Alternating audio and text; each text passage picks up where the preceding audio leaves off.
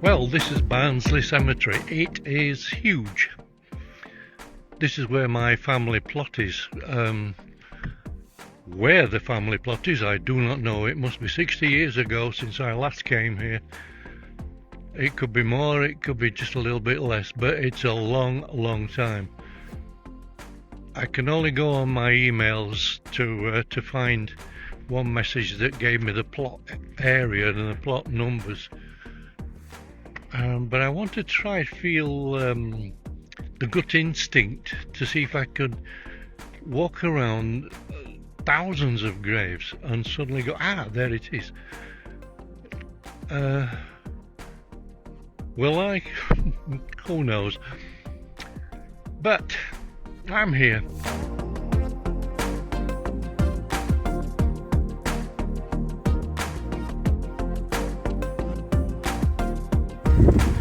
This is the entrance to Barnsley Graveyard. It's pretty cool. You know, before I came down here, I was thinking to myself that I wanted to come, but didn't need to come. Kind of arguing with your own emotions, knowing the history of the place. It set the precedence of whether I should or I shouldn't, whether I would or wouldn't, and whether I needed to. It's all part of the emotional process of understanding what life is all about, life beyond the life we live, and the priorities of what we must do and what we don't need to do. Did I want to be here? Well, apart from the fecking motorbike. What on earth? Well, yes and no. Why? Well, because a few contentious episodes in my life, along with everybody else's life, it kind of bring on a morose mindset, and it puts you in a kind of a low-key mode or a mood swing. What I'm doing at the moment is trying to find what I remember when I was born around here. 6 years old is my first memory encounter of this area, and that's a long time ago. I'm not telling you how old I am now, but I was 6 years old when I lived in, maybe it's that street over there. I may drive over to see if it is that street and have a look at the old house. Something telling me it's not. The place has changed so much. The roads are different, the streets are different. I mean, you were lucky to see a horse-drawn cart where I lived. And now, bumper to bumper cars outside every house, in every street. There were no cars in my day. Just occasional horse-drawn cart and some lorries passing by, usually brewery wagons. So different. The roads were all the streets were all cobblestone, and the place was a mining area, or a place where miners lived. So you can imagine miners coming home from their shift, all faces blackened, carrying their snap tins. And the boots they wore, I think they were clogs in those days, and there was the clatter of their boots on the cobblestone roads. These are memories I'm remembering. But I just thought I'd call in and see if I could find the family plot. All I remember is in those days you weren't allowed to have your name printed on the gravestones. They had a stupid law, and my family and other people kicked up a bit of a fuss that the authorities wouldn't allow names, and I don't know why. What I'm doing at the moment is trying to feel something that is pulling me. It's where the family grave is, but their place is huge. How can I hope to find through memory? And I've also got the usual spirit app. This time it's on my wrist. I'm carrying so much junk as I usually do. I've got speakers and mobile phone spirit apps. I've also got my camera and my bum bag, along with masses of other backup stuff. If I get something, it will be a bonus today. I don't remember anything. 68 years have passed. Standing outside. That's just says standing outside. Thought I heard something. I don't have to have my hands filled with mobile phones and speakers. But where do I go? As for I was hoping the spirit app would bring up some help, but at the moment it's just doing what it has done on a number of occasions, is just ramble on and come up with nothing. I'm just witnessing a keep fit fanatic going round and round the cemetery over in the back. That's something I should do.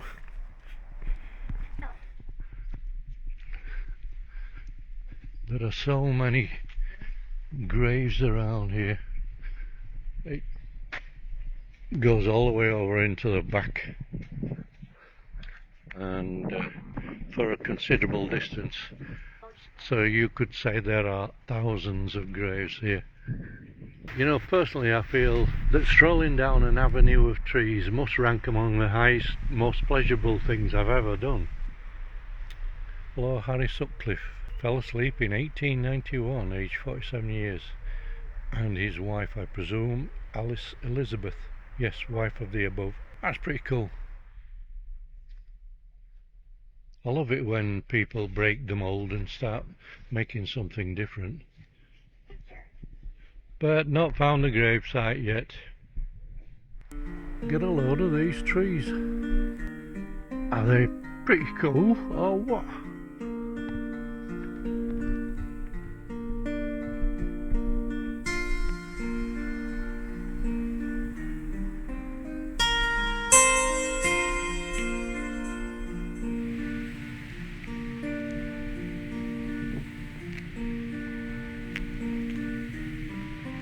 Having an affectation with the trees. Can't beat it. And nature itself. I like this grave. Elias Gray. Hello, Elias Gray. Loving husband of Tootie. Loving father of Elias, Phoebe, Margie and Sally. With love from all your grandchildren. Tootie. Or Tootie. I like that. That's pretty cool. This is some crazy tree. Not your average straight up tree.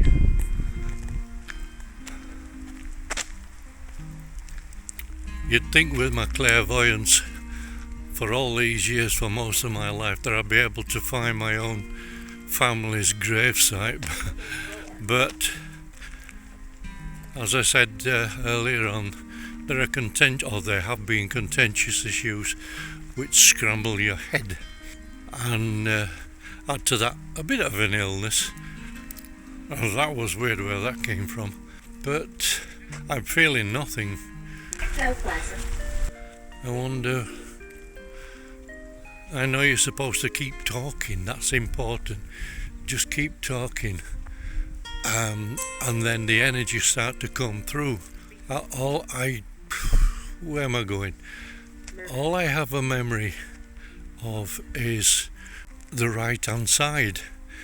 That means if I have to walk up and down each path and keep looking on to my right, maybe I'll find something, but many years have passed. Things are not the same. I do not feel anything here, so I have to try another place. That's one of the things when you're clairvoyant, if you want to check on something, want to know what it is, you got to try and feel where the energy's pulling you. But right now, I just feel that I'm in the wrong area. You know, that gut instinct. But since I last came here all those years ago, there have been thousands of people passed away and been buried here. Because when I came as a child, this place was 90% empty. Hello, whoever you were. But you weren't allowed any name or any headstone. You were given a number and that was it.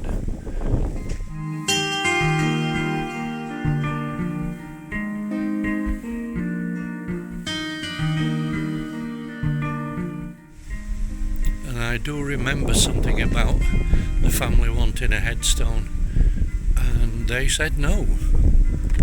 So whether or not there is a headstone down in place, I do not know. All I remember is, as a child, there was this confusion going on. The last time I decided to come down here and have a look around and find the family's grave, strange things started happening, and even with the car. And then I got clairvoyantly the message, don't come because I am not here. So it's not that once you die and you're buried in places like this is where you are, because you're not. It's just an aspect of wider perspective, here, there and everywhere.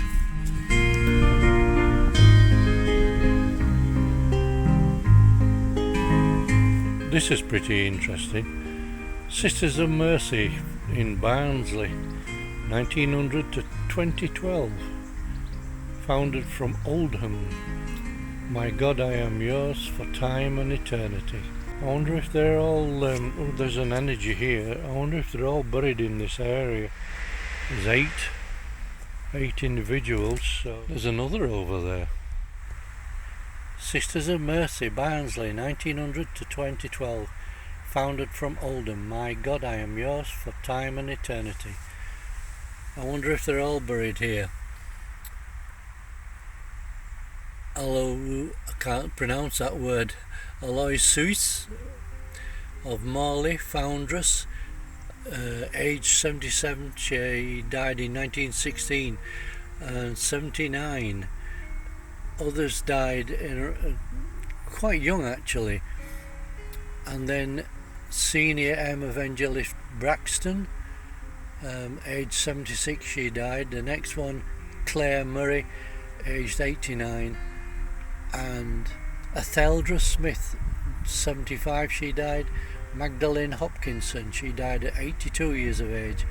And Joseph Judd, 78. Cecilia Murtry, who died at the age of 80. And Bernard Sullivan, 85 years of age. May they rest in peace. As I say, I wonder if they're all buried on this spot beneath my feet, or whether it's just a plaque to remember them by. Now this is interesting. Sacred to the memory of Lizzie, the beloved wife of James Nicholson, late something Major, first Hussars. The first Hussars, gosh. 1890. Who died in September 1890.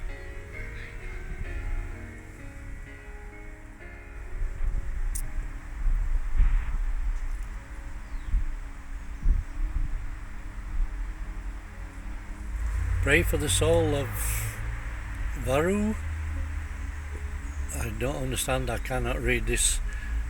Presumably it's Reverend John Cannon Hill, parish priest for 31 years, founder of Holy Rood Church in Barnsley, and he died in 1925, aged 62.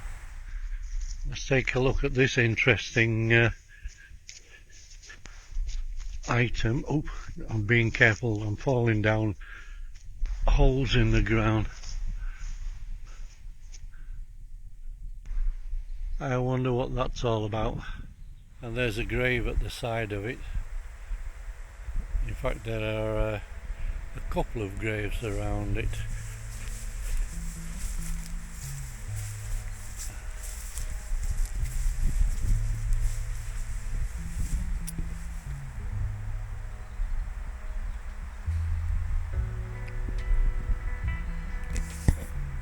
This very faded, I can only just make it out, just the name Elizabeth, and the rest is gone. It must have been someone important to have something of this calibre.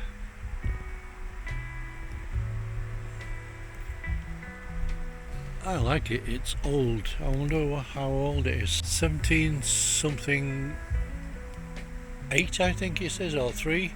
1758 or something like that. 1700s. This one reads June 28th AD 1873. Sweet Jesu or Jesu, mercy, in peace, in hope. Well, hello again.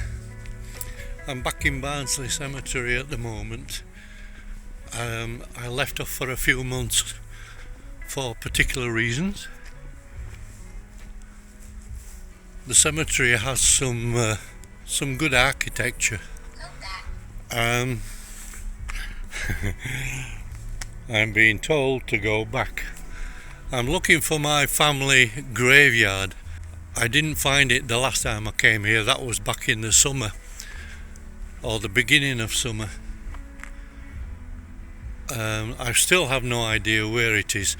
I had no memories, because the last time I came here, before when the burials were taking place within the family grave, it was so long ago. It was years.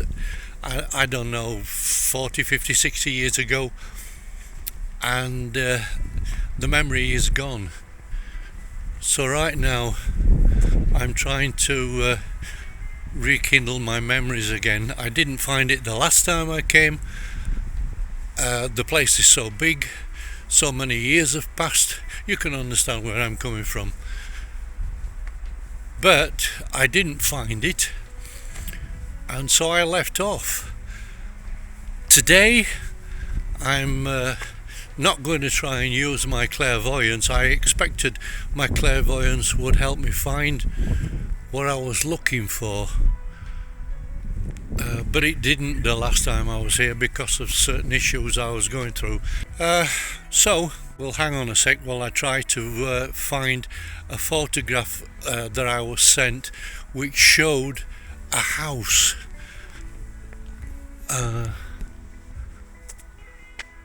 The house is in the background, you can't see it, and the other thing was that it was showing me were the trees. That's what I'm taking from the photograph. All I can see on the photograph is a row of trees, which really is behind me. So I expect the plot is somewhere behind me. I'm working with this spirit app to see if that comes up. That's just a bit of curiosity to see if it comes up with anything. But there are no trees over here. There's only the house in the background that's on the photograph.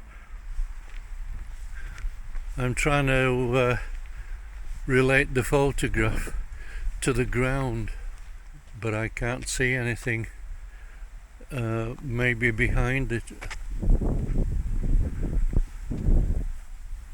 Oh no, the battery's running out on the camera.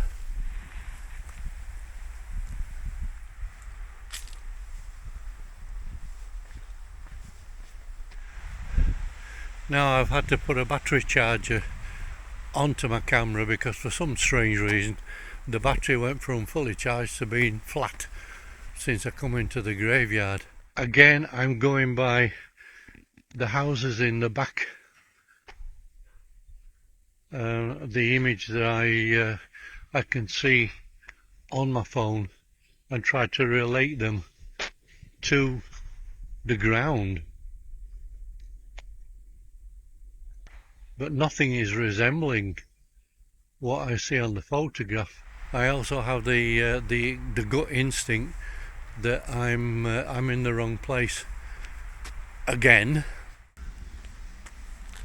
Now then, one big tree on the photograph, that's there, and the gravestones that I'm seeing on the image don't relate on the ground. I'm near the big tree. Weird, isn't it? What time does to your mind. It erases a lot of your memory, but as I said, there was an awful lot of years has passed since I was here as a child. Maybe I've had a sudden thought that maybe the trees that were around when the photograph was taken are not here anymore. But I also got when the last time I came and the time before that, when I set off to come to the cemetery, I was getting an awful lot of feelings and things in my mind telling me to back off. I was told that I'm not here and it's like unimportant to go to see the grave, because I was told these words, I'm not here anymore. No. And I can understand that, because as I said on a previous video, that the body is just a message, an envelope. Once it's gone and put into the grave, it's not there. The spirit that belonged in the body is everywhere. So I'll just have a wander around and see what transpires. Hello, Alice Clayton, Benjamin Robinson. Nice to be reading your names out. There is no track that's on the photograph other than behind me. But then when I get to that track, it doesn't link with the photograph. There is no track up here. It's very strange when you think you're so close. I'm being told in my mind you're not in the right frame of mind, and I can understand that because of this virus that I've got. I have trees and I have a path, and now my phone is playing up. Eleanor, that's a lovely name. Eleanor Almina and Joseph Clayton. Eleanor, that's a good name for you. The next clue I've got is the graves are set so that the sun is behind all the gravestones. Now, in reality, the sun is to my left, which means that it is falling on the edge of all these gravestones. So that doesn't make sense. Is it that the photograph was taken at a different time of year? Because the sun is now making all the shadows fall differently.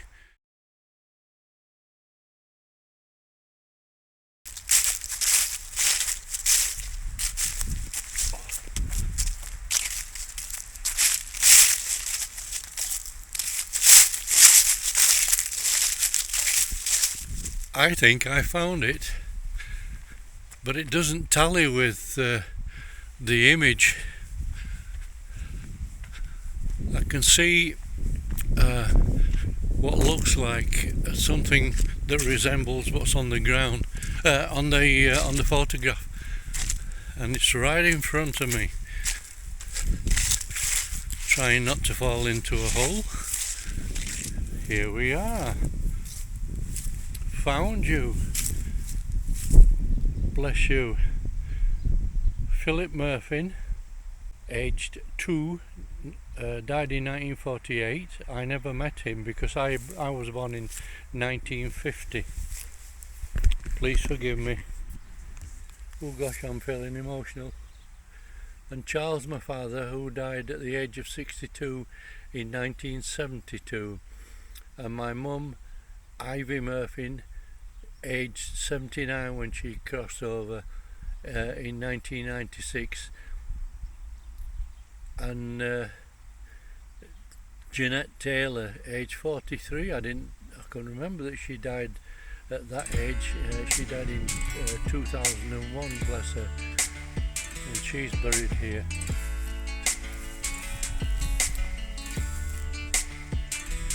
And Jeanette is my sister's daughter. So you're here, I actually found you.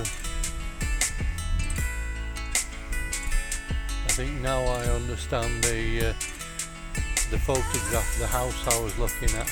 There's a similar house on the photograph than the very first one I was looking at. That's half a mile away from when I first started looking. So I found you.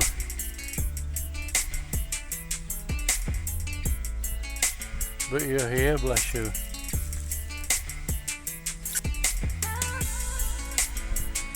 Perseverance. Philip Murphy, my brother. 2 years before my birth he died. And Charles, he died of cancer. He was my father. Ivy Murphy, my mother, they couldn't find what was wrong with her when she passed away. And I don't remember what Jeanette died of. But my mum's ashes were scattered I scattered them in Lake Coniston, in the Lake District.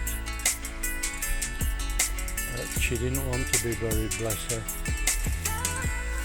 I'm going to take a picture with my mobile phone.